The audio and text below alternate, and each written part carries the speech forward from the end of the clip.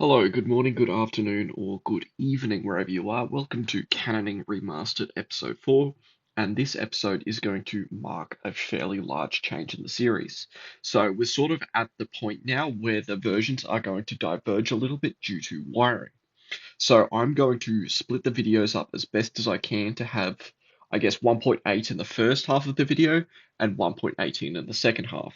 Now, there's going to be some general stuff that's going to remain the same. For example, most of the rendering and the setups and that sort of stuff remains consistent between versions. However, ratios and wiring will change a little bit between versions. So I'm going to break the video up essentially into two halves and we'll see how we go. So in the last video, I discussed TNT flight mechanics and how TNT actually works. To start off this video, I'm going to talk about the importance of our first game tick of range. So our first game ticket range is essentially coming straight out of the cannon, and then our first triangle. So we say we have a setup like this.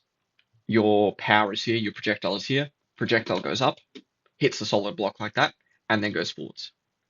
This is your first game ticket range. And the reason why your first game ticket range is so important is because this TNT here is within a block. So if you say have a 1 by 1 hole like this, and you build it around, your TNT can shoot straight through that hole there.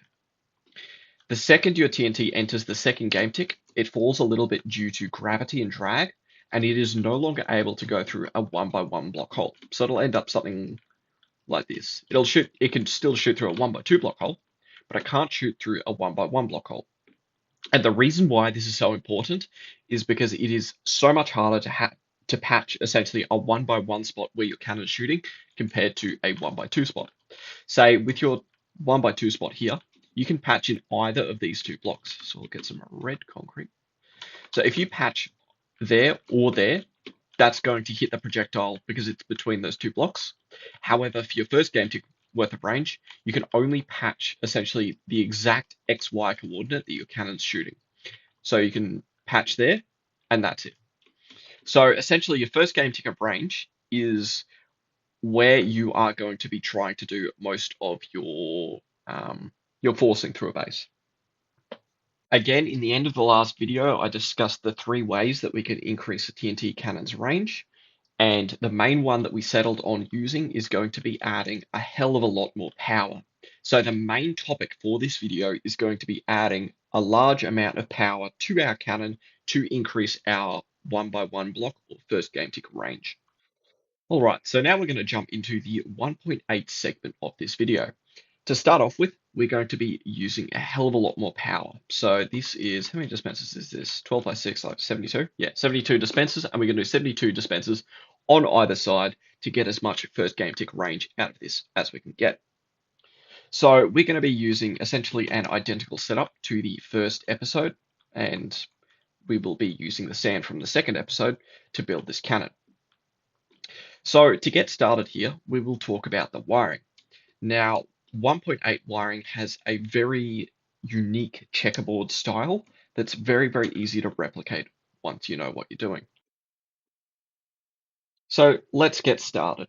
1.8 wiring is essentially just a massive checkerboard laid over and over. There's some people that do redstone torches, but for the most part, people do this checkerboard wiring. So to get started with, we want a little common row of redstone down at the bottom. This is going to be powering the very, very bottom set of dispensers, and we're going to want to use solid blocks for this entire setup. Now you can see this redstone dust here is not pointing into these dispensers.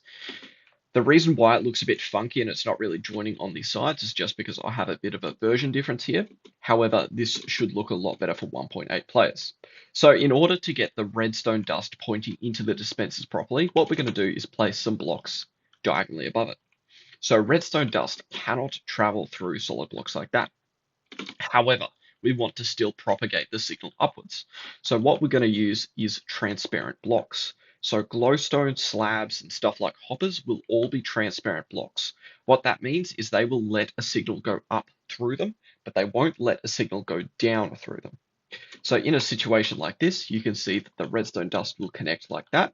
And now we can continue this pattern all the way up to the top here. So this here is what our power wiring is looking like. So the glowstone, of course, allows the signal to go up. The quartz blocks forces the signal to go across, so it essentially goes up on the left-hand side here, and then across on the right-hand side. To show you what this looks like, I'm going to replace these dispensers with redstone lamps. Redstone lamp, excellent. And then we will turn it on and off. So that lever there, that turns on and off the entire setup. Again, we're abusing stuff like that star powering that I mentioned in one of the early episodes. Um, So now I've sort of just combined the two setups here. We have that booster in the back to push our power forwards. We've got our power here, which is about 144 TNT, and we have our projectiles here, so our sand, and our TNT here to hybrid. All that we have left to do is wire this up. Now, the wiring and the timings are basically going to be identical to episode 2. So I won't really get into how those are timed here. Instead, what I'll do is show you the completed cannon. For reference, if you want to learn how to time this one-shot sand and dispenser combo here properly, refer to episode 2. That should be timestamped. So this here is now our completed 1.8 cannon. Again, we're using identical timings to episode 2 with 38 redstone ticks between the power and the piston, and then 8 redstone ticks between the power and the dispensers. So basically the exact same setup, except we've just got a hell of a lot more power and therefore a hell of a lot longer range. See there, boom, I'll fire it again. So I don't know what the total range of this cannon's going to be. It's going to be a fair bit though. One more shot, like that, and then let's do one more.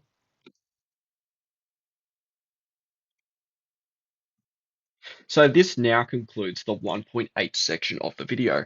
I'm now going to jump over to 1.18 and we're going to do this, but with a concrete cannon. So the reason that I've broken up this tutorial series into two distinct halves now is purely due to the presence of an observer. So the observer is one of the nicest multifunction blocks that they added into the game. It was added after 1.8, so 1.8 players unfortunately don't get to use them. But for modern players, this will now be the main source of all your wiring from this point onwards. It just functions in so many different ways that you can use and abuse, and it is genuinely the perfect redstone block. So, like the redstone repeater doing the star powering, the observer also functions the same. It'll power the block in the middle here, and it'll also power the edge blocks. Now, you will notice when I press this button, and when it unpresses, it double pulses. So this is one of the trade-offs of observers. You need to be very, very careful what pulse lengths go where. So, because the observer takes one redstone tick to turn on and one redstone tick to turn off, there are two repeaters that are okay for an observer. So say if I do something like this, we have a one redstone tick pulse going into it. We just use another observer to pulse that. And see that flashes, and then this side flashes once, two, again, that's fine. And now we get into where the observers can be a little bit challenging to use. So when we input a 3 redstone tick signal, this turns on. This observer will detect that change, take one redstone tick to update, then it will take one redstone tick to turn back off, and then it's now ready to detect the redstone circuit turning off. So it will go on, off, on, off. So with a 3 or 4 redstone tick repeater, you can see that actually double pulses there. This is one of the biggest challenges that many people come across with observers. So there's a few ways to rectify this. You can use something like a sticky piston with an observer. A sticky piston is just a piston that basically holds onto its block, so it can push and it can also retract the block. So something like that. That will only put out one pulse. Well, technically it'll put out two pulses, but the second pulse is in this air block here, so it doesn't actually pulse that anymore. Like so. That will work for any delay as well. So you can do 4 redstone ticks, and that will still quick pulse it there.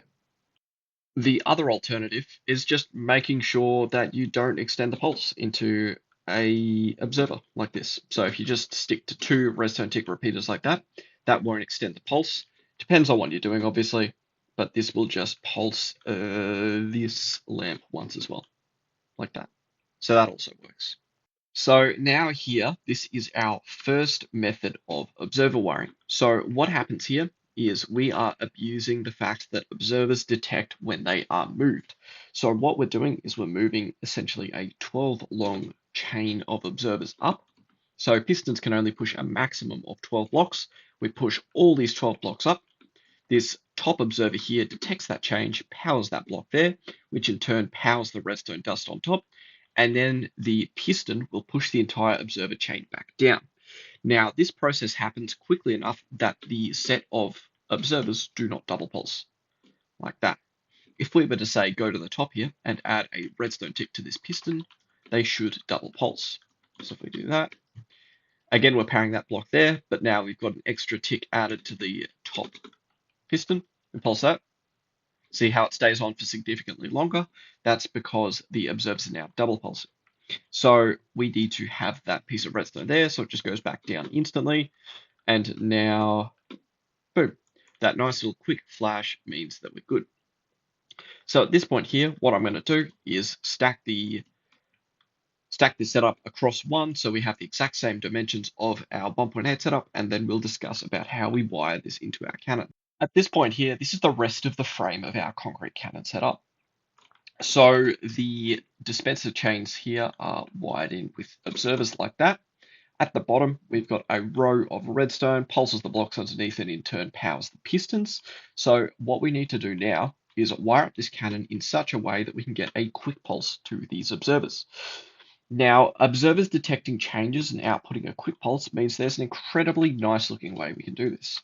If we add two observers like that either side, when we update this dispenser here, this observer will realize that dispenser updates, this one realizes that the observer updates, powers that redstone, two redstone ticks later, these dispensers go off. That's because the piston takes one redstone tick to extend, and then the observers take one redstone tick to update. Which means, in the end, this setup here has the exact same timings between our booster and our powers that our 1.8 setup does. So to demonstrate that, I'll just get a button quickly, and I'll fire. And now you can see our first problem. So that set of pistons there, that double pulsed, and that's because we're using this button trick. So now we need to basically quick pulse these dispensers so these observers only pulse once. Now we can just easily do that by using a sticky piston with an observer on the end and then powering that with a button instead. Like that. Pulse that, we only get one pulse there, and then this set of dispensers only updates once. Now for the rest of the cannon, such as the piston here and the dispensers here, we're going to be using the exact same timings as our 1.8 cannon and the cannon from episode 2. At this point here, this is now our completed 1.18 concrete cannon. So again, we're using 38 ticks between our powers and our sand piston here. And instead of using 8 redstone ticks, there was a bit of a nicer way that I could wire this. So this is 6 redstone ticks between our power and our scatter. So now, hopefully when we fire this at the wall, it will work. And it doesn't. Now, the reason why that happens is because we don't need to wait for something like sand to reach the bottom of the wall. Because the concrete solidifies basically on impact against this wall here, we want our TNT to go off much earlier. So I'm going to take off 3 redstone ticks from that repeater there. We're going to see if it works. No, it doesn't. We're going to take off another redstone tick. So we'll change this down to 3 redstone ticks and we'll see if it works now. Excellent. Now we got a hole in the wall. So that is another disadvantage of concrete is you need your scatter to go off very, very early with it. But it shouldn't really matter too much because, like I mentioned earlier on in this episode, that 1 game tick range is basically all you care about anyway, unless you're doing some more specialized cannons. Now, another thing that I mentioned in episode 3 was the fact that you can do concrete from essentially any height, because it will freeze at any point where it hits water. So in this case here, I've raised the guider up maybe 5 or 6 blocks from where it was, and you'll see our concrete hits that, we get a hole. And again, this wall here, We get a hole, and let's drop it down just a little bit more to say there.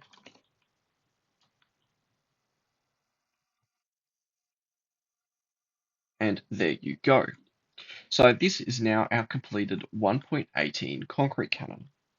Now, if you guys want schematics for this sort of stuff, let me know and I'll sort of find a Discord area to put them. Um, Otherwise, I think the early cannons here, you should be able to essentially build from scratch or following these tutorials. So hopefully you enjoyed and I'll catch you later.